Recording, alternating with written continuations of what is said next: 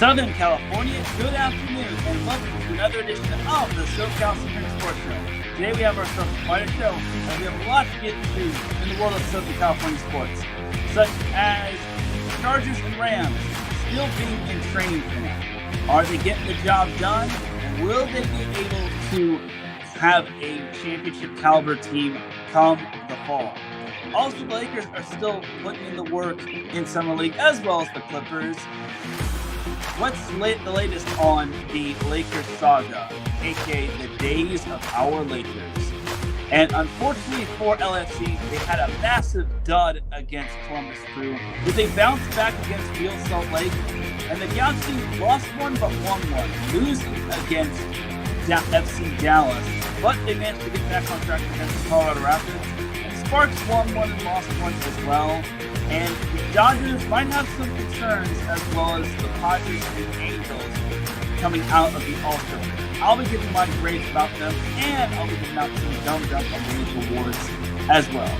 All that and more here on the SoCal Supreme Sports Show. This is Teran Rodriguez bringing you another edition of the SoCal Supreme Sports Show here on iSports Radio, your direct feed for all that is sports.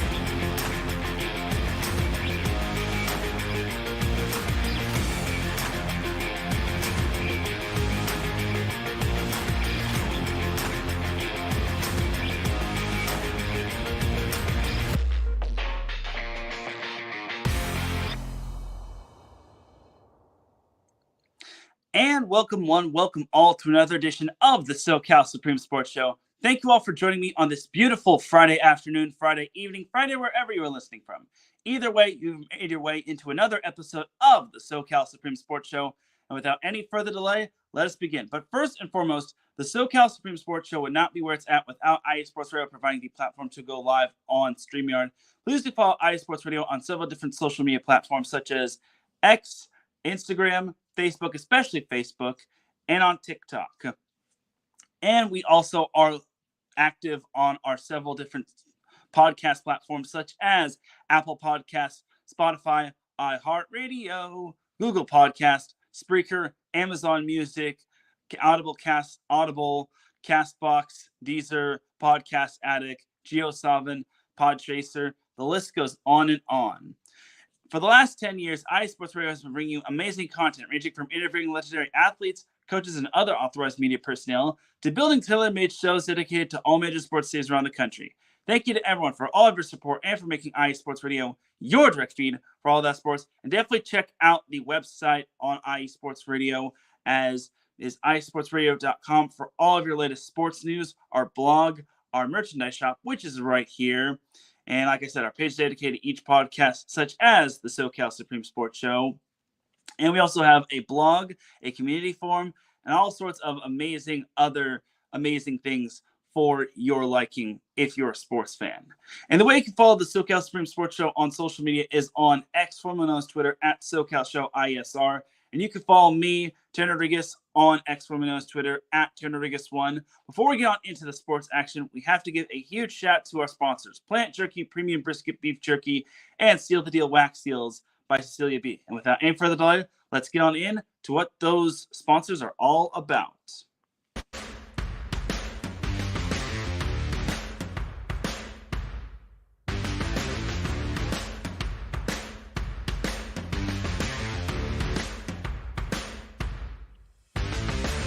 Hi, eSports Radio fans. This show is brought to you by Planet Jerky Premium Brisket Beef Jerky. Planet Jerky is the official jerky of the 2022 California League champion Lake Elsinore Storm, single-A affiliate of the San Diego Padres. This all-brisket jerky has gluten-free options, contains no MSG, no sodium nitrate, is low in sugar, and high in protein. Go to their website at planetjerky.net and follow them on Instagram at Planet Jerky. Planet Jerky, the jerky that's on a whole other planet.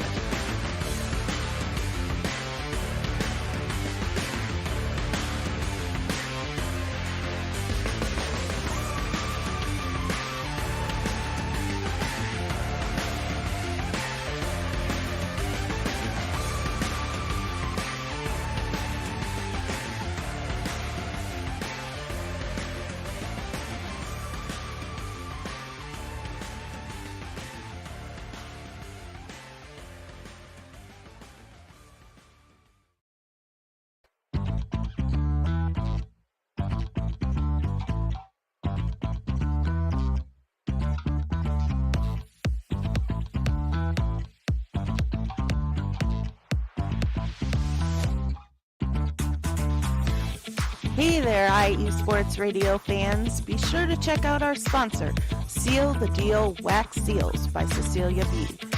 You just finished your very own wedding or baby shower invitations and you're looking for that extra special touch? Maybe you just wrote a letter to a relative or a friend and you want to add to their smile when they receive it. Then seal the deal with Cecilia's handmade sealing wax stamps for your invitations, letters, and gifts. You bring the deal, we'll bring the seal.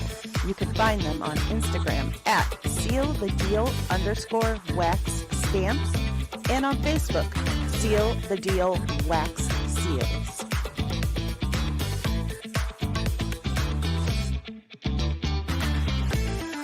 That's right, everybody. Definitely check out Seal the Deal Wax Seals by Cecilia B. and Planet Jerky Premium Brisket Beef Jerky. We appreciate them for being the official sponsors of IE Sports Radio, your direct feed for all that sports, and we appreciate them for paying the bills and whatnot. So now let's get on into the SoCal sports action. So we're actually going to start with a little bit of some NFL, as I haven't really talked about NFL on the StreamYard, but I'm not too big of a training camp guy, but I do want to talk a little about the Chargers and the Rams. So for the Chargers, so what can we expect from the Chargers this season? So my thing is, for the Chargers, you can expect a little bit of some ups and downs, some growing pains. And I do have my Chargers Tommy Bahama shirt on. So I kind of rocked it a little earlier, which you'll probably be seeing in a future episode on IE Sports Radio, but I digress. But for the Chargers this season, you can expect some ups and downs. I don't expect them to be like world beaters in their first year under Jim Harbaugh, but I definitely do expect them to be much more competitive. Last year obviously was a very disappointing season, only going 5-12. Justin Herbert obviously was lost at the end, was pretty much lost after the first meeting with the Denver Broncos. I think it was like week 11 or actually, no, it was like week 12 or 13. Regardless, after the first Broncos meeting, Justin Herbert was lost for the entire season, and it really sucked. Thankfully, the Chargers really hit a home run when it came to the NFL draft, getting Joe Alt, basically offensive lineman out of Notre Dame. And they also got Ladd McConkey out of Georgia, who's a speedy wide receiver. He actually could have been a first rounder, but unfortunately fell, and thankfully he fell right into the lap of the Chargers. And now the Chargers can only go up with them, just because the Chargers receiving core isn't as, I wouldn't say is as great as it was, but losing Keenan Allen and Mike Williams obviously sucks. But thankfully, they're not going to have too bad of a wide receiver core. I mean, obviously having Joshua Palmer as pretty much your wide receiver one kind of raises some brows, but you also have Quentin Johnston, who hopefully will have a better year from last season, just because Quentin Johnston had himself a rough rookie year, having stone hands and whatnot. Thank you, Christopher Lehman. He says, have a great show, Teran. Thank you for always supporting the extra mile. Well, thank you, buddy. I definitely do appreciate you, Chris. And thank you, Ralph Calise, saying have an amazing show. And yes, Ralph Calise said it best. Steelers, Chargers in week 3. And also, special shout out to Alden K. He says, have a good show, man. Thank you, Alden. He had himself a great first show with his sports. Not with his sports, with his first show, always Arizona Sports. So great job, Alden, on your first show, which was at 1 p.m. Pacific time. But back to the Chargers. Well, the Chargers, again, they're reloading in terms of the draft, and they had some good free agent signings. There were some questionable, like the Alex Leatherwood signing. Hopefully, they can get more mileage out of him than the Bears and the Raiders did when they had him. But I hope for the Chargers' sake that they can pan that out, just because they've got some good O linemen. Obviously, they have. I'm blanking on the left tackle, but their offensive line isn't as bad. Yes, that injury against the Broncos really hampered Justin Herbert. Rashawn Slater, that's his name. Rashawn Slater. They got Jamari Sawyer and Zion Johnson. Those are some O linemen that come to mind. And then with Joe Alt, it definitely helps them out. But obviously missing out on the one of the other previous linemen who had to medically retire. So obviously hurts, but it is what it is for the Chargers. Drewski also checks in. He says, have a great evening and a great show, Teran. Well, thank you, Drewski. I appreciate you. But back to the Chargers. I think the Chargers will be a whole lot more competitive than they were previously than last year. I think for the Chargers, it's all about getting everything squared away. Obviously, with Jim Harbaugh, it's going to be a whole new coach, whole different coaching staff, because it's pretty much going to be the entirety of Michigan jumping over to the Chargers following Jim Harbaugh. And then new management, obviously no more Tom Telesco, which I wish him nothing but the best. If you all don't know, I actually met Tom Telesco, and I actually see Tom Telesco when I'm at my job at Pavilions. And he's such a great dude. He and his wife are amazing, and their kids are also amazing. So overall, back to the Chargers, I will say I think the Chargers can definitely see some progression from last year. They're certainly not going to go 5-12, but in terms of their record, Adam Rank actually has them going 7-10, which Drewski says Jim gonna bring all of the attention to the Bulls this year. Yes, and that's basically the whole all eyes are on everything. It's kind of like the Raiders almost, where they have a new head coach in his first full year, and then this whole thing is going to hopefully be a good experiment. Ralph says the Bolts offensive lineman will get a great test against TJ Watt, Cam Hayward, and Alex Highsmith in week 3. That could be a good game to judge that position. Yeah, I think that's actually a very great point, Ralph. And that's probably going to be their biggest test in terms of a true big-time defense right there. Just because the Steelers have they have some big boys on that offensive line. It's going to be their first playoff team from last year that they'll have played. So I think for the Chargers, that's going to be their first true test. And it's a nice little possible trap game just because the Chargers cannot afford to look ahead to Kansas City. But I think if the Chargers play their cards right, they could easily start 3-0, but they could also start 0-3. And the Chiefs game could also be the kiss of death for the dreaded 0-4 start, which the Chargers, which not a lot of teams have recovered from an 0-4 start and made the playoffs, except for the Chargers that one year, which I think was 92. But looking at this season for the Chargers, they definitely have some upside to their team. I just feel that it's all about getting everything familiarized and getting everything squared away and taking care of what they can control. Because if they're banking on other teams to do their dirty work and hopefully pave the way for them to clean up their sloppiness, then it's not going to pay off. And the Chargers definitely have a tough schedule, obviously playing the AFC North, the NFC South. The AFC West is getting better and better, even though I feel the Broncos aren't all of that. I would say they're bad, but I just don't see what Adam Rank sees in terms of the NFL, in terms of the Broncos season. He has them going 10-7, which I question that. But I just feel the Chargers, I don't think they'll get last, but all in all, you look at the Chargers schedule, those first 4 games are definitely going to be tough. You got Raiders. Sorry if I blew up anyone's earphones or earbuds, but you got the Raiders, first and foremost, you got Carolina, which the Chargers have struggled with quite a bit, even when the Carolina Panthers stink. So you have the Panthers. You also got the Steelers and Kansas City. Then the early bye. I'm just going to say, whoever devises the schedule, stop putting the Chargers on bye in week 5. It's way too early of a bye. It's very frustrating, and I can't stand it. Anyway, then you got the Broncos and the Cardinals after the bye, which Broncos and Cardinals could be a test, but the Chargers, I think those two are winnable, except the Broncos in Denver are so very tough. And yes, that is a very early bye. They had this week 5 bye last year. It doesn't make any sense. Why do you got to do this to us, NFL? Stop hurting the Chargers.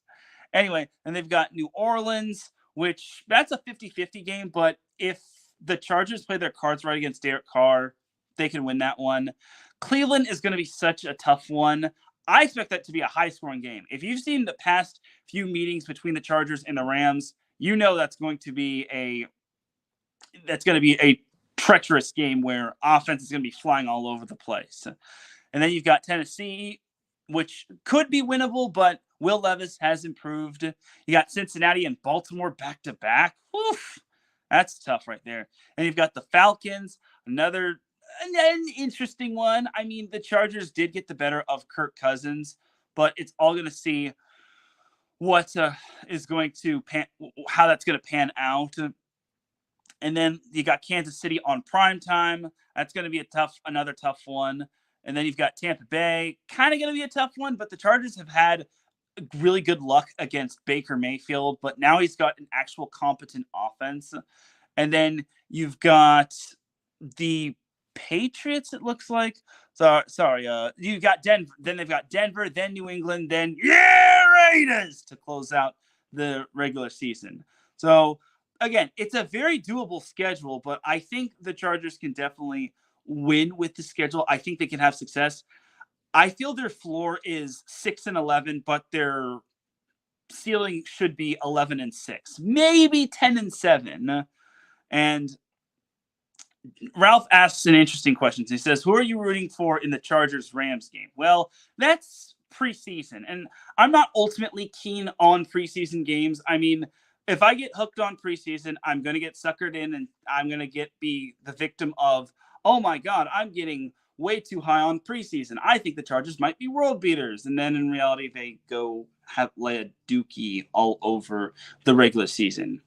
But that's pretty much that for the Chargers. I feel the Chargers have some upside. They can only go up from here. And with Jim Harbaugh leading the way after, I would say, a bad job for Brandon Staley, he led them to 2 winning records and a playoff appearance, only to have that game against that team. I just feel that this is going to be a massive upgrade.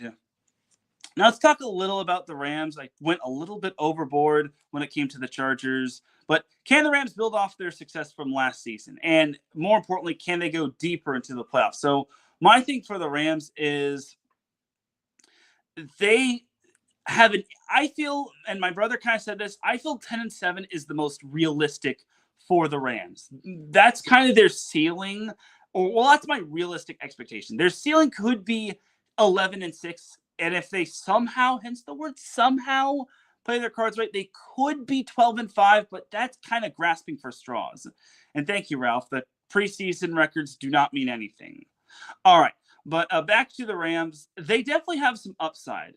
But my thing is that can they keep Matthew Stafford healthy? If they can keep Matthew Stafford healthy, they're golden. Their offense looks so amazing. It's a little early to say this, but that offense of theirs is starting to have some major flashes to the greatest show on turf. Now, I know that's a little bit of a bad comparison, but I will say that offense is getting much better and better and better. It's not just the receiver core, but it's also the run game as well. The run game is going to look so great with Kyren Williams leading the way. And they also added Blake Corum from the draft from Michigan. Oh man, that Rams offense is going to be so churning with receiving, with rushing yards and whatnot. And Drewski says, Well, Drewski actually asked, where do you place the Bolts in the AFC West? And he also says the same thing for the Rams. That's a great question. So for the Chargers, man, I really don't want to put them on a pedestal. They're certainly not winning the AFC West. Let's get that out of the way. I don't expect them to be world beaters.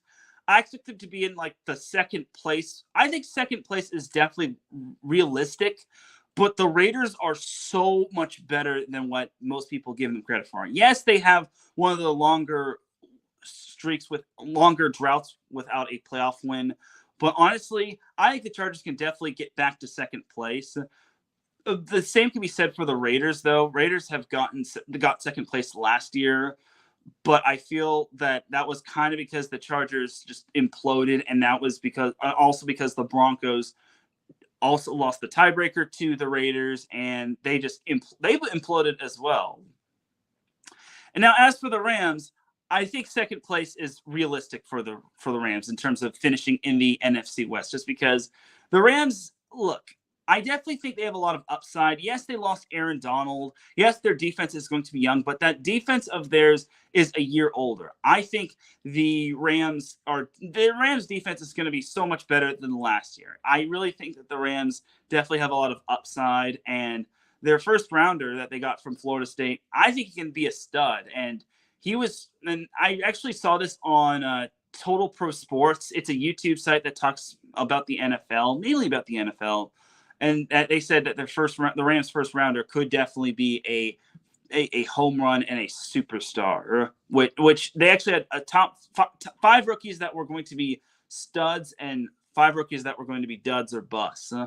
And the Rams' first rounder was on the star list, which I think is great. And it's actually the first time the Rams have had a first-round pick, because I want to say it was like their previous 7 seasons, the Rams did not have a first-round pick, but they had so much success with Sean McVay. So you got to remember that they wound up winning the Super Bowl, wound up making 2 Super Bowl appearances. Sean McVay, I think, got 2 Coach of the Years, and they had multiple playoff appearances. They only missed the playoffs, I think, twice in that span, twice or 3 times.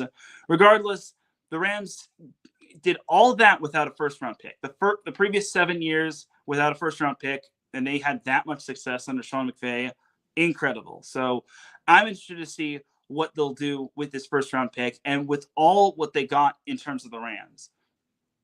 So I still think second place is still realistic for the Rams. I still think the Niners, just like the Chiefs in the AFC West, are still going to rule that division with an iron fist, unless the Niners take a massive step back and Brock Purdy doesn't have the third time being the charm for him in terms of his quarterback and NFL career. So I think for the Rams, they can only go up from here. And I'm still grasping on that whole superstition of the Rams having that pattern of ever since they came to LA, they missed the playoffs, then made the playoffs, then made the Super Bowl.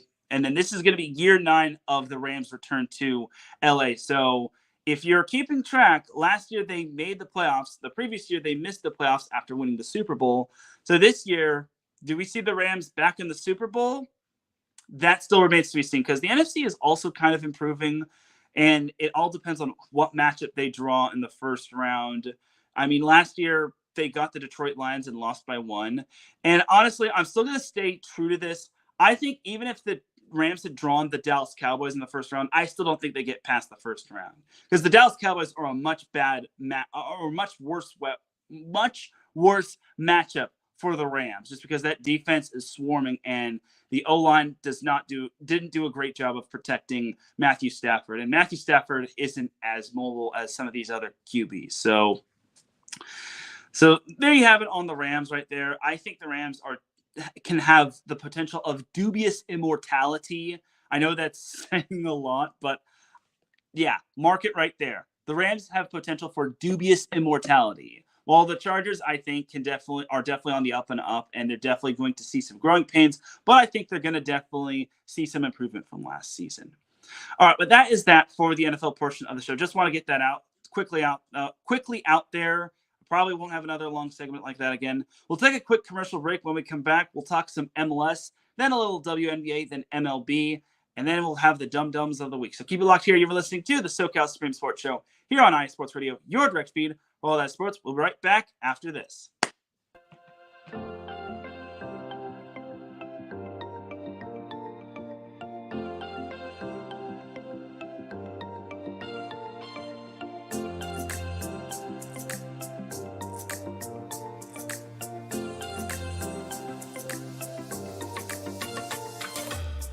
Are you a fan of Buffalo sports? Are you thinking of changing loyalties and becoming a Buffalo sports fan? Do you even know where Buffalo is on the map? Did you know Canada is closer to Buffalo than New York City? Welcome to the Buffalo Huddle, every Tuesday night at 7 p.m. Eastern Standard Time and 4 p.m. Pacific Coast Time on IE Sports Radio, your direct feed for all that is sports. I'm your host, Patty Bax. This is a podcast designed for you, the passionate sports fan. I know you love your sports. Who doesn't? I cover Buffalo sports and so much more by bringing in the human elements. I call it Buffalo Sports with a Twist. Join me as we take a journey into the world of Buffalo sports. I guarantee you'll fall in love with Buffalo just like I did. Each week we start with an inspiration, question of the day, a Buffalo fun fact, and our weekly challenge to you, the listener. Come huddle up with me. Every Tuesday at 7 p.m. Eastern Standard Time and 4 p.m. Pacific Coast Time for the Buffalo Huddle with Patty Bax on IE Sports Radio, your direct feed for all that is sports. As we say in Buffalo, go Bills!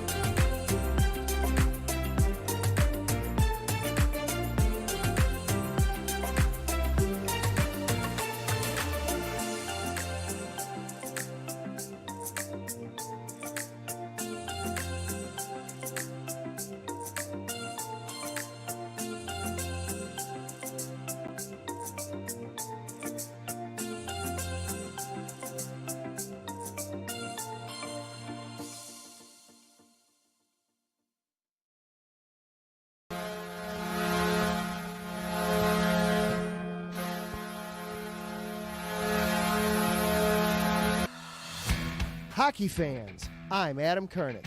And I'm Zach Puplis.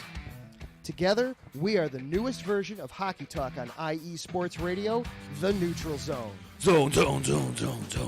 We love hockey, but we also know it's not everyone's first sport.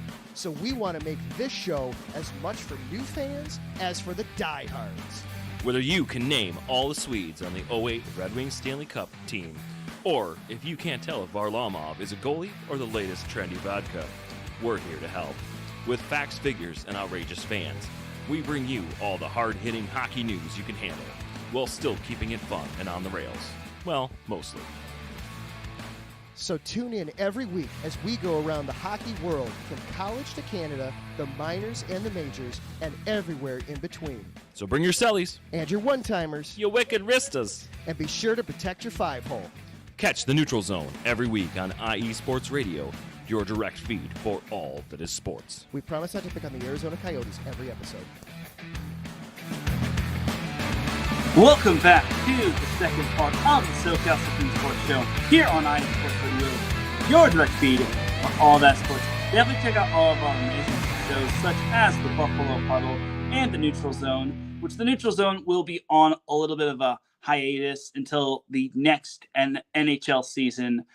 But Adam and Zach definitely deserve the hiatus. And definitely check out Patty Bax and the Buffalo Huddle. But with all said and done, let's get on into the MLS portion of the show. All right, so it was a tough weekend for the Galaxy and LAFC.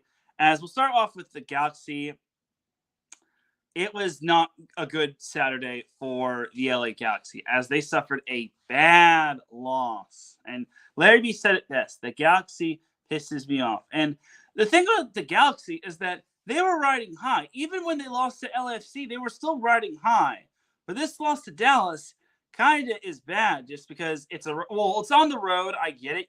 It's so tough to win on the road, but the fact that they lost 2-0, and it's actually the fifth straight time that the Galaxy have lost to Dallas FC on the road. what is it about the Galaxy not being able to beat Dallas FC on the road? It doesn't make any sense. So unfortunately for the Galaxy, this was kind of the game where they just struggled in, as they actually dominated possession. They had nearly 64% of possession. But the thing that really frustrated me is that the Galaxy had only one shot on goal. One shot on goal. You can't win with just one shot on goal. And they only had 2 corner kicks. Two against a Dallas FC team that's hosting. And keep in mind, they dominated possession, or the Galaxy dominated possession.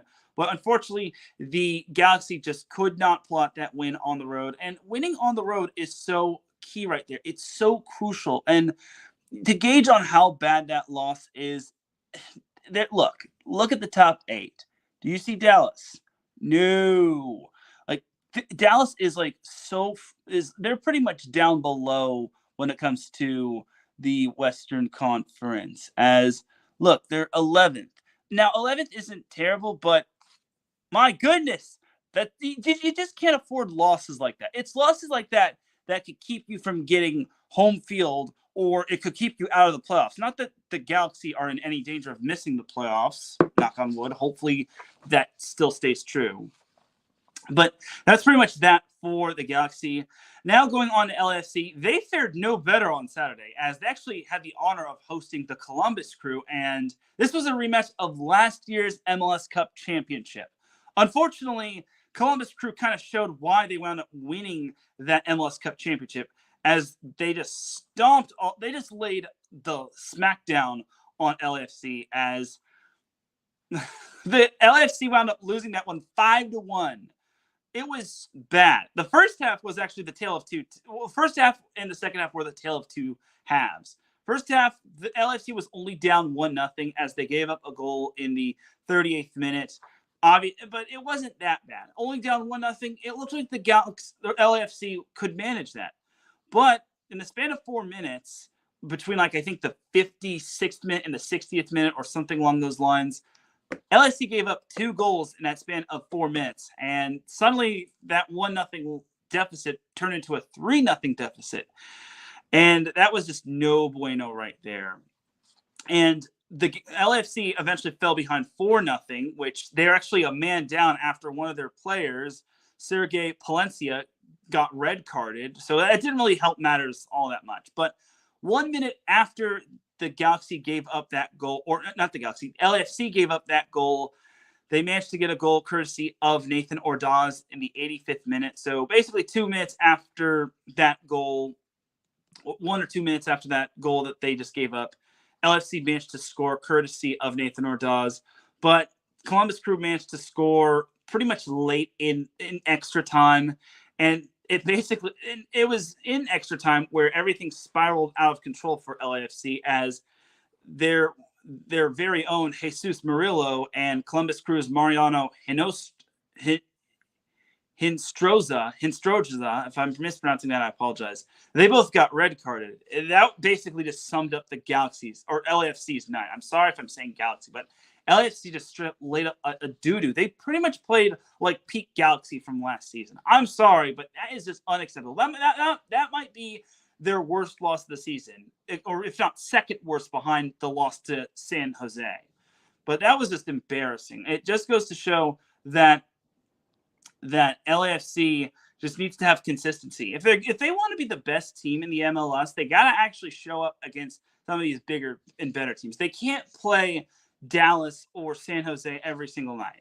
They're going to be they've kind of got a gauntlet on their hands. They had to play the Galaxy. They had to play Real Salt Lake.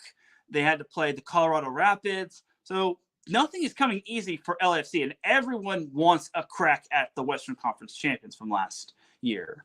Now, LAFC actually had another match this past week. They actually played on Wednesday as they hosted Real Salt Lake at BMO Stadium, and they managed to tie with Real Salt Lake in the battle for first place, tying with Real Salt Lake 1-1, as LAFC actually got the scoring started in the first 5 minutes as Christian Oliveira scored. So suddenly it was 1-0 in favor of LAFC.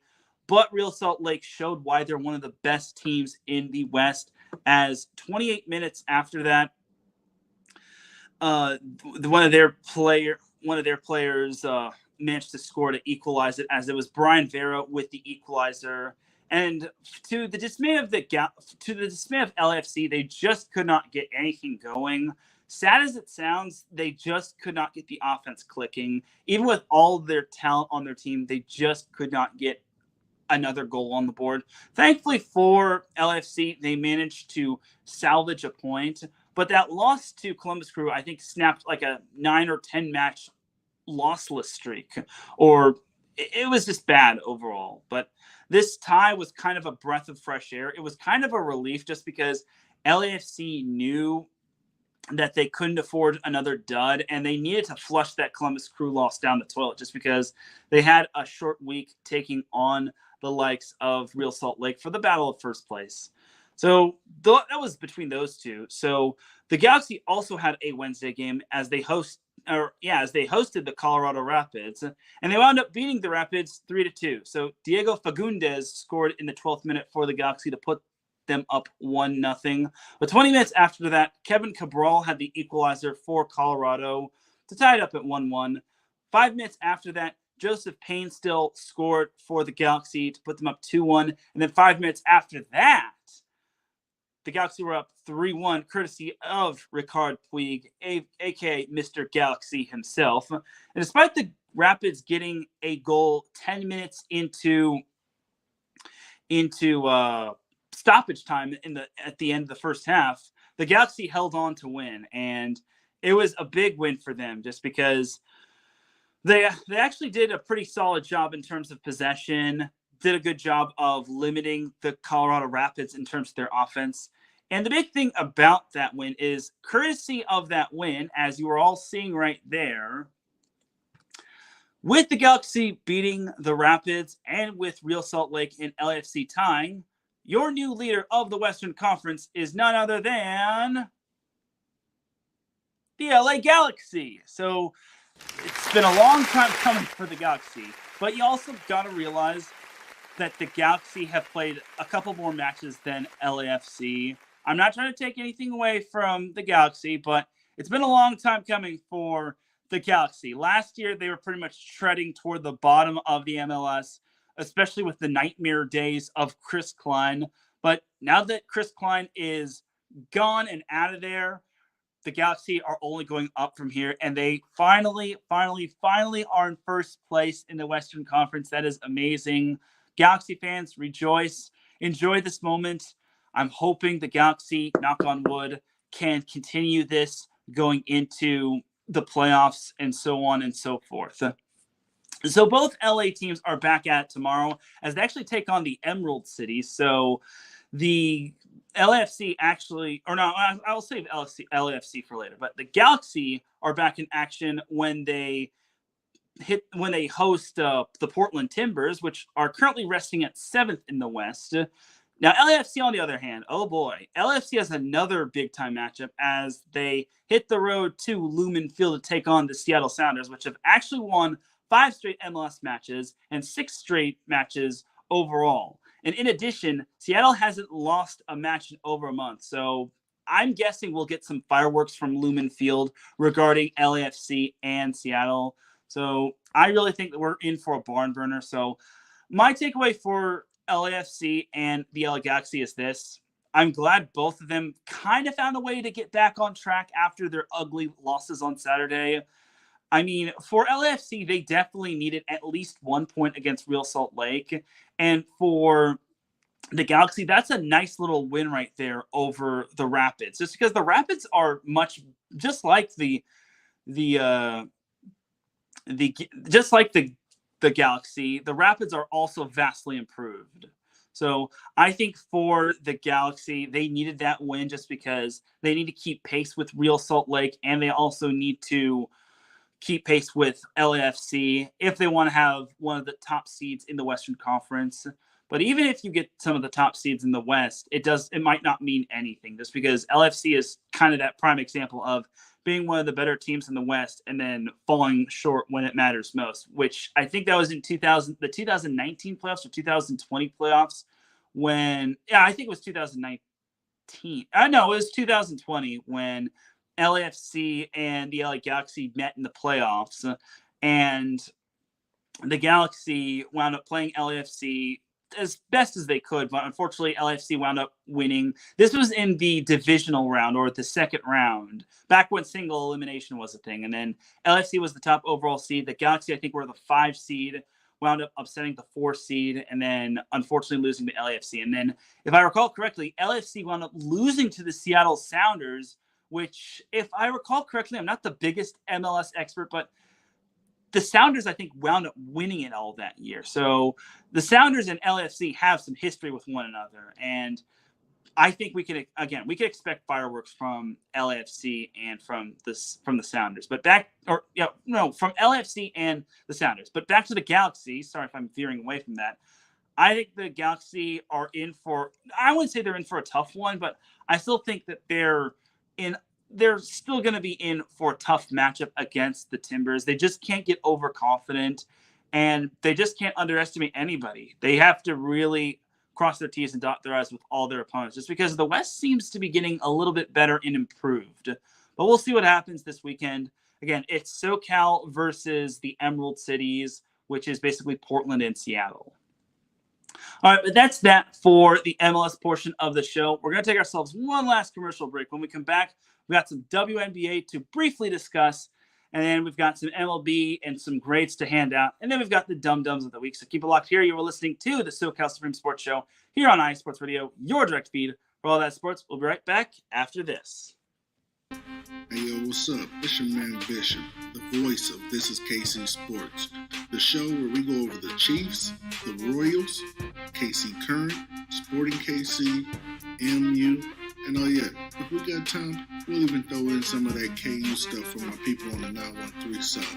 Come and hang out with us every Sunday, 2 p.m. Central Standard Time on IE Sports Radio, your direct feed for all that is sports.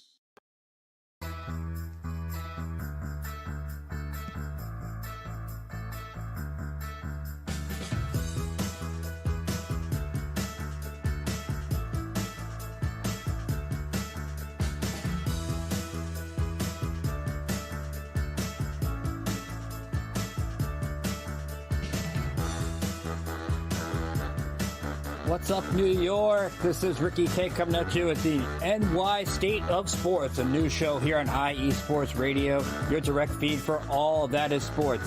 Listen to me every Thursday afternoon as we bring you the latest takes on the Yankees, Mets, Jets, Giants, Knicks, Nets, Rangers, Devils, and Islanders. Plus, you get some college hoops and what's the local sports events going on in the area. It's a state that never sleeps, so why not get the opinions and sports takes that never sleep? Again, every Thursday, 2 p.m. to the NY State of Sports. We'll see you then.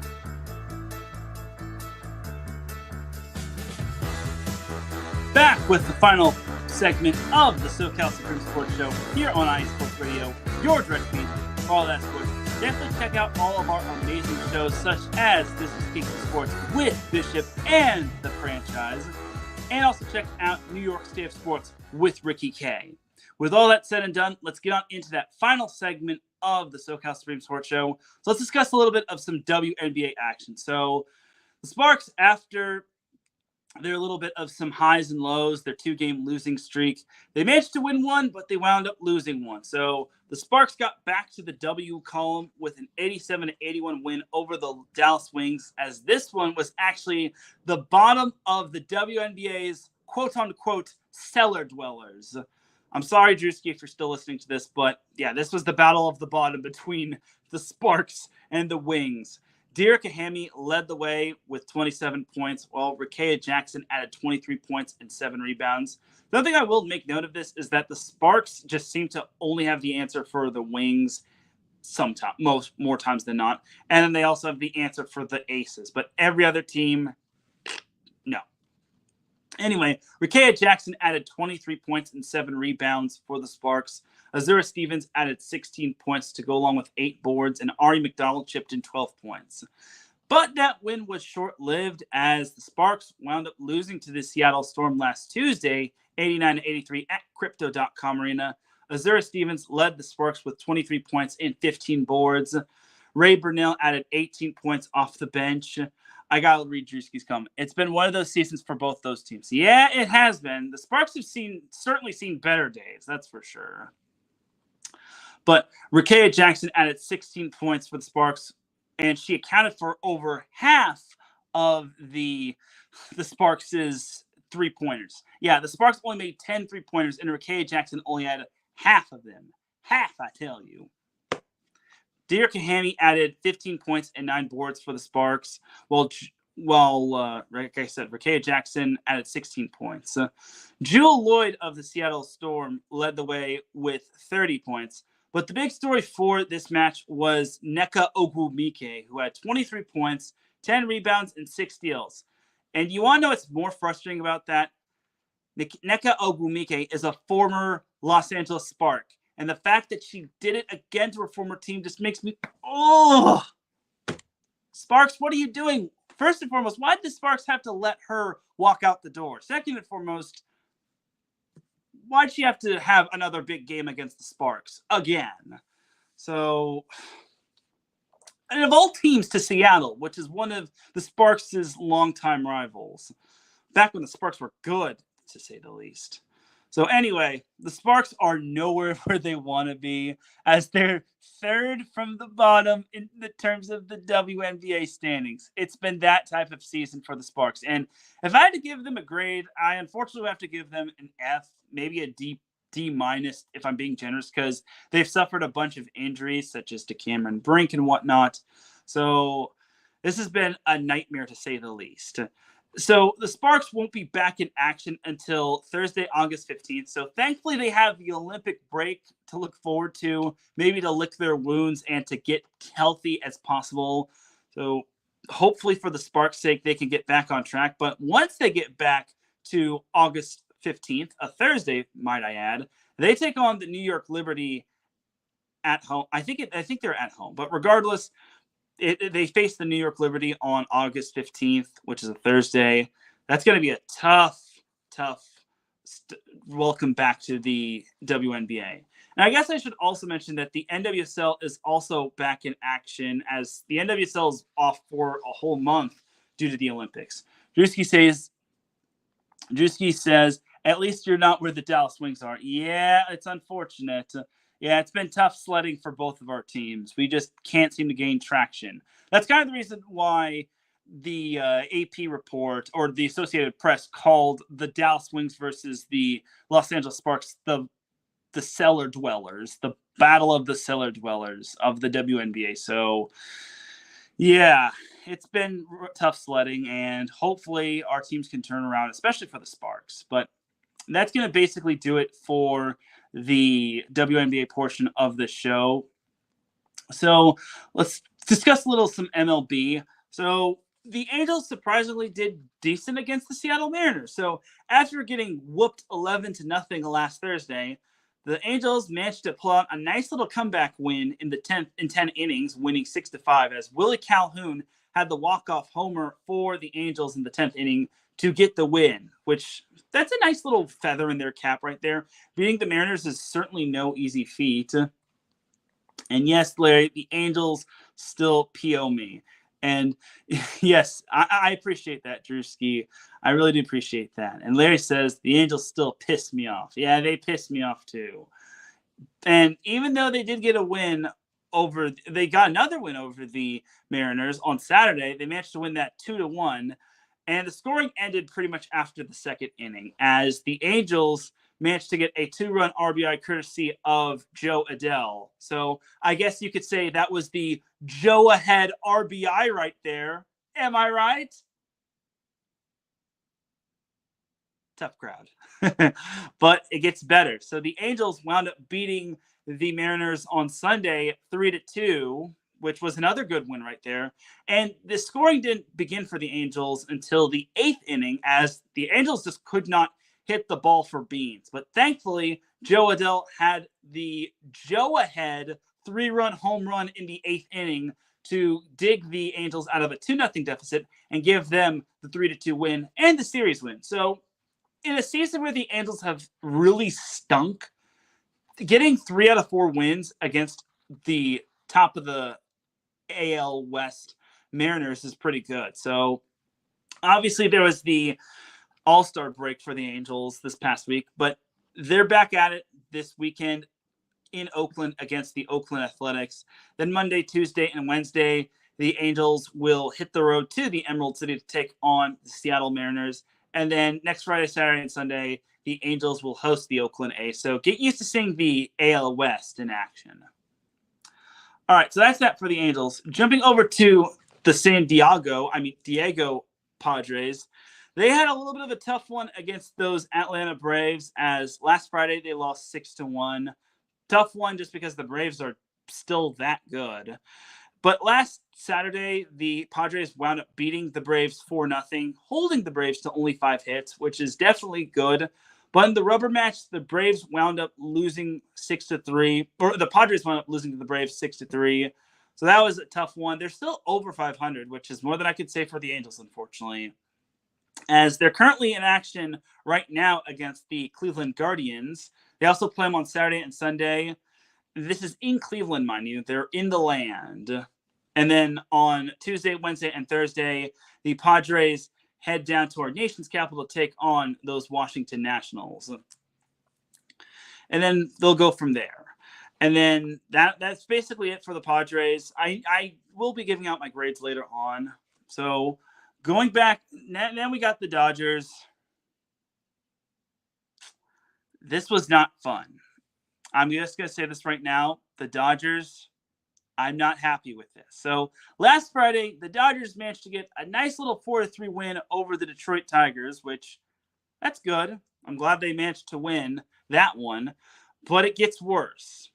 They shouldn't have won. Well, they shouldn't have won by that close of a margin, but it gets worse. Saturday, they wound up losing 11-9 in 10 innings, but losing is one thing. How the Dodgers lost was so, oh no, not this again.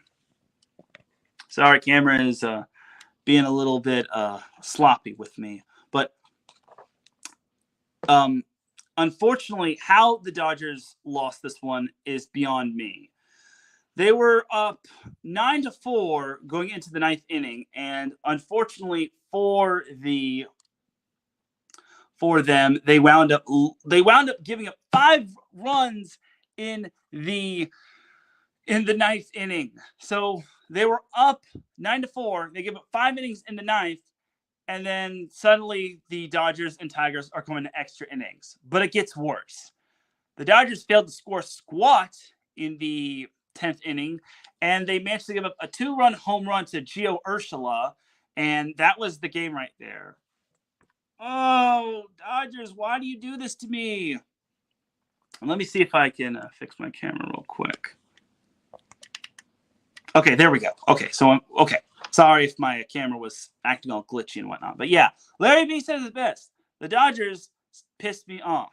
Yeah, and this series against the Tigers really upped the ante. And then it gets to Sunday. We get to Sunday.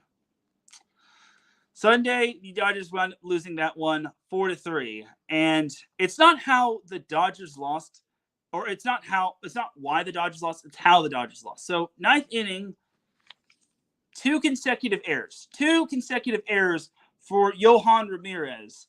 So the Dodgers were up 3-2. Error number 1 from Yohan Ramirez brings in a run from the Tigers. So suddenly it's 3-3. Then error number 4 brings in another run for the Tigers, and that winds up being the walk-off or the go-ahead run. So Dodgers losing 2 out of 3 is so frustrating. I just can't believe the Dodgers lost 2 of 3 to the freaking Tigers of all teams. So the Dodgers are back in action, and they actually have some stiff competition on the horizon. So this weekend, they're back in the Chavez Ravine against the Boston Red Sox. And then Monday, Tuesday, Wednesday, Thursday, I wouldn't call them stiff competition, but they're still pretty good competition. So the Dodgers have the San Francisco Giants on Monday, Tuesday, Wednesday, and Thursday. So I'm hoping for the Dodgers' sake they can get their you-know-what together and get their heads out of their you-know-whats. But that's it for the Dodgers. So back to my grades for each MLB team. So in terms of the MLB All-Star break, well, first and foremost, back to the Dodgers. I actually do need to give a huge congratulations to Teoscar Hernandez for winning the Home Run Derby. And I want to say he is the first Dodger to win the Home Run Derby. So great job to Teoscar Hernandez. I definitely think that was fun to see a Dodger come out on top. And hopefully that is a good sign for things to come for the Dodgers. But to the Angels, in terms of, Alden puts in the chat room, Dodgers got to get rid of Dave Roberts in order to win a World Series. Yeah, I think that would be the case. And the Dodgers have no excuse with all the talent that they have. So they may actually flirt around and win the World Series, and then they'd be stuck with Dave Roberts for a while. And Larry B says, let's go Hernandez. All right, so look, giving the grades out to all these teams. So we'll start off with the Angels. Angels are nowhere where they want to be. All I just got to say is they're getting an F. I'm sorry. I know Mike Trout is injured. I know they lost a lot of their talent, but still no excuse. It's still so bad. I knew they were going to be bad, but my goodness, their expectations have just gone down with the Titanic. So that's that for the Angels right there. That's my grade for them. An F, if not maybe a D- if I'm being generous. So jumping over to the Padres, look at those Angels. Look at those Angels. They're just bad. They were just bad. But jumping over to the Padres. So the Padres, look, it's hard for me to knock the Padres just because they actually are over 500 and they're kind of in a good spot in terms of the West. They're certainly not going to overtake the Dodgers, but I will say the Padres are looking surprisingly decent. So I'll give them a C. If they were ahead of the Diamondbacks, I'd give them a C+, if not a B-, but they're still far from taking the Dodgers in terms of the AL West, or NL West, sorry. And then for the Dodgers, I'm going to give them a B+. Look, everyone kind of expected them to be atop the NL West, but they have kind of struggled the past few weeks. They've struggled against really good teams. I know they had good success against the Brewers, but against some of the better teams like the Rangers and the Tigers and the Diamondbacks and the Giants, they've really not looked anywhere good as the team that everyone thought that they were going to be. So B+ at best, maybe a B. But for right now, the Dodgers get a B+ for me. At least they're kind of living up to expectations. But my big problem is they need to be hitting the gas more. I know Shohei Ohtani is injured, but he's still one of the leading MLB vote getters with Aaron Judge of the New York Yankees. So there's that right there. And once again, congratulations to Teoscar Hernandez on winning the Home Run Derby. I'm glad you were able to make history with the Dodgers in Arlington, Texas. All right, but that is that for the MLB portion of the show. Before we get on out of here, let's go over the Dumb Dumbs of the Week. So this award is basically an award I like to give out to, which no one is safe from. Anybody can get this Dumb Dumb of the Week award. So I actually have, I would say like 3.5 Dumb Dumbs of the week. So the first Dumb Dumb of the week I got to give out to is myself. Yeah, I unfortunately made a boo-boo in one of my titles last week of the SoCal Supreme Sports Show. I titled it the wrong number, so oops. I thought this last week was episode 186 when it was 187. And the same can be said for Set Point. I think I titled it 154 when it was supposed to be 155 or 254 instead of it's supposed to be 255. So you got to double check everything. I'm sorry to everybody. I can't be letting myself slip up like this, especially since I really don't want to edit this whole thing. So I'm sorry to everybody. I can't let the quality of my work slip up so much. So because of my competency of missing out on the titles and unfortunately getting the wrong title number, I'm Dumb Dumb of the Week, numero uno. You are so dumb. You are really dumb. For real.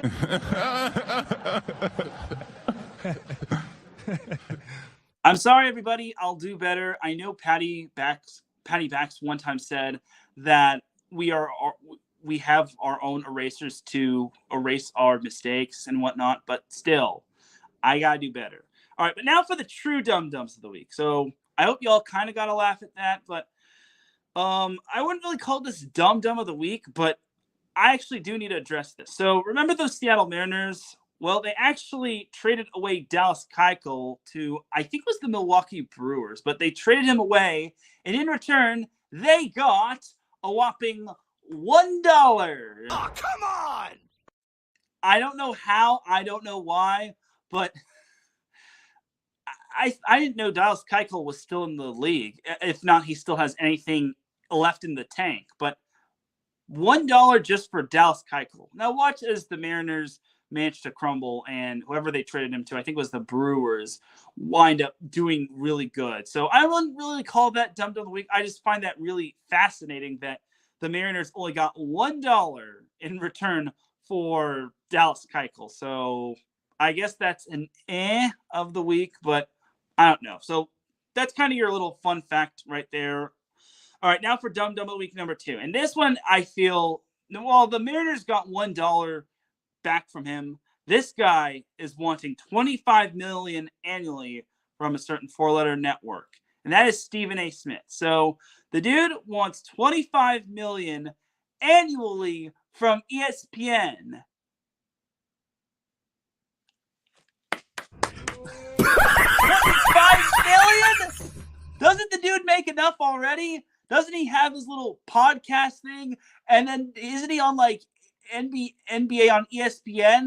And the dude literally just rants and raves on First Take and whatnot. And doesn't he have like the Stephen A. Smith show? The dude wants $25 million annually. Doesn't he get paid enough to do his thing? I just don't understand it, dude. Like, you ought to be grateful you're doing what you do. Like, I want to get paid $25 million, but I can't. And yes, Larry B, I can't stand that dude either. Like, I want to have a 6-pack and be extremely handsome. But you want to know what I'm going to do? I'm going to get myself 2 triple cheeseburgers and a side order of fries with a milkshake and a Coke. So, but I digress. So I don't understand why Stephen A. Smith wants $25 million a year from ESPN. The dude should be getting paid enough as it is. The dude literally needs to calm the F down.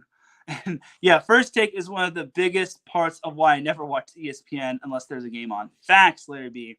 And that can go double for some of the other shows like Undisputed, and I forget the other one on like Fox that has freaking Emmanuel Acho. He really grinds my gears. But Stephen A. Smith, for wanting $25 million a year from ESPN, even though you get paid enough as is, you are Dum Dum of the Week number 2, my boy. You are so dumb. You are really dumb. For real.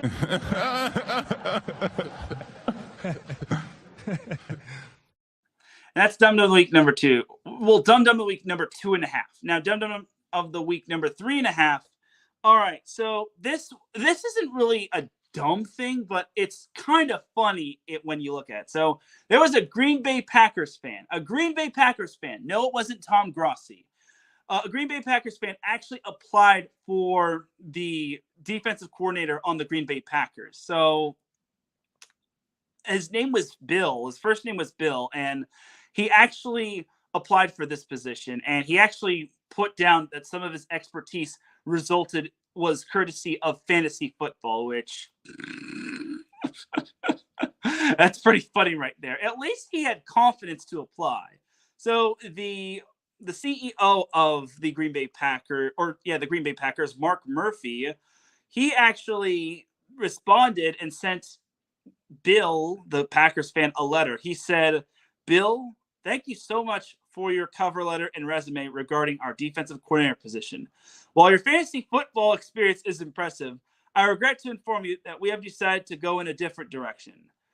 But that's not the funny part. Here's the funny part. He says, "I hear the Bears, the Chicago Bears, have an opening. You look to be to be a perfect fit for them. Thanks again. Sincerely, Mark Murphy, Packers CEO.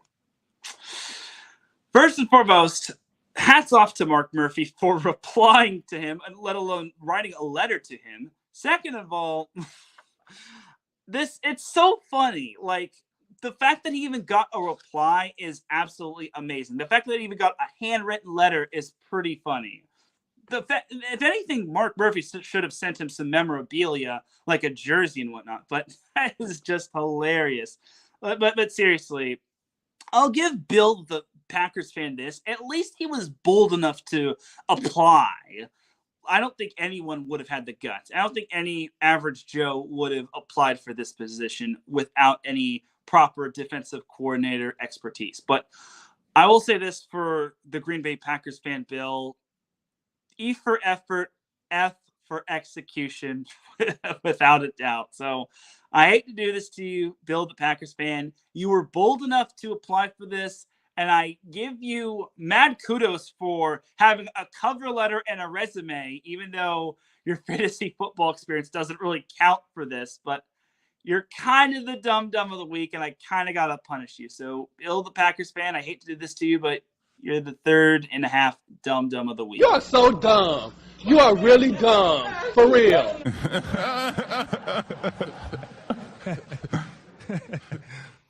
But you're probably the lesser of the 3.5 evils. I do got to give him lots of credit, lots of gusto going for it. I just think that without a whole lot of defensive coordinator experience, and with you basically talking about fantasy football, that's basically setting yourself up for unsuccess. But that's going to do it for this week's episode of the SoCal Supreme Sports Show. Ladies and gentlemen, it's time for me to get on out of here, because we got to make way for Mike and Pat, and let's learn about DMV sports. You dig? Thank you, everyone, for tuning in to the SoCal Supreme Sports Show. I really do appreciate everybody tuning in. If you listen live, I appreciate you. If you listen on the playback, I appreciate you. If you listen at work, I appreciate you. If you listen at any time, any place, anywhere, I greatly do appreciate you. Shout out to everyone in the chat, Alden A, It's Drewski, Ralph Police, Larry D, the producer and founder of iSports Radio, and anyone else that tuned in. Christopher Lehman, also got to give him a shout out as well. Honored to support Nick Smile. If you're all going to be at Huntington Beach High School, that's where I'm going to be at tomorrow for a passing league tournament.